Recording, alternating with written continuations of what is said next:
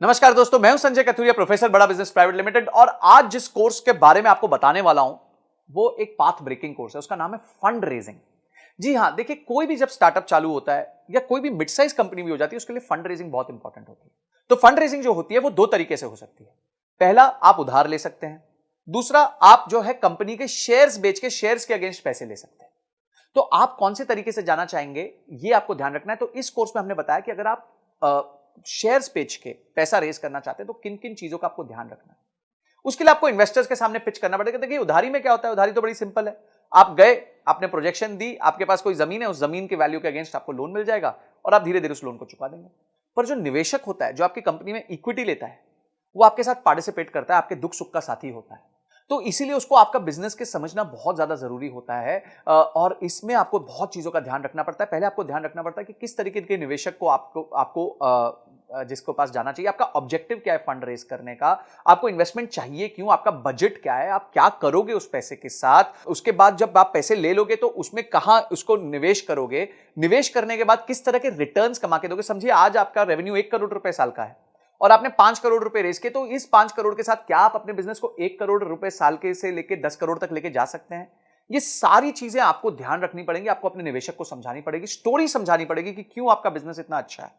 क्या क्या स्टेप्स होते हैं फंड रेजिंग में, बूटस्ट्रैपिंग क्या होती है, बिना फंड रेजिंग के कैसे बिजनेस चल सकता है, इन्वेस्टर्स को जब आप पिच करते हैं तो कैसे करते हैं, कैसे उसके उसके फ्रेमवर्क्स भी दिए हमने, पिच स्टैंडर्ड पिच डेक्स भी दी हुई है कि कैसे पिच डेक बनानी चाहिए।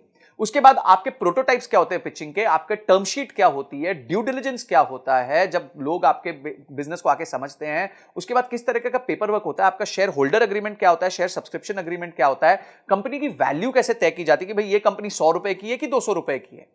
उसके बाद आप एंजल इन्वेस्टमेंट कैसे ला सकते हैं, वेंचर कैपिटलिस्ट को कैसे ला सकते हैं। और उसके साथ साथ हमने ये देखा है कि कुछ अच्छे एंटरप्रेन्योर्स से मिलके हमने ये पता किया कि उन्होंने फंड रेज कैसे किया था, उनकी जर्नी कैसी रही है, उनके लिए कभी क्या प्रॉब्लम्स आई और उस प्रॉब्लम्स को उन्होंने कैसे सॉल्व किया। और अंत में जाके बॉम्बे स्टॉक एक्सचेंज में घंटी बजानी है, आईपीओ लेके आना है। तो किस तरीके से आप अपने बिजनेस को बिल्ड कर सकते हैं, कि इन्वेस्टमेंट बैंकर कौन होता है, उसका रोल क्या होता है आपके बिजनेस में, और किस तरीके से आपको फंड लाके देता है।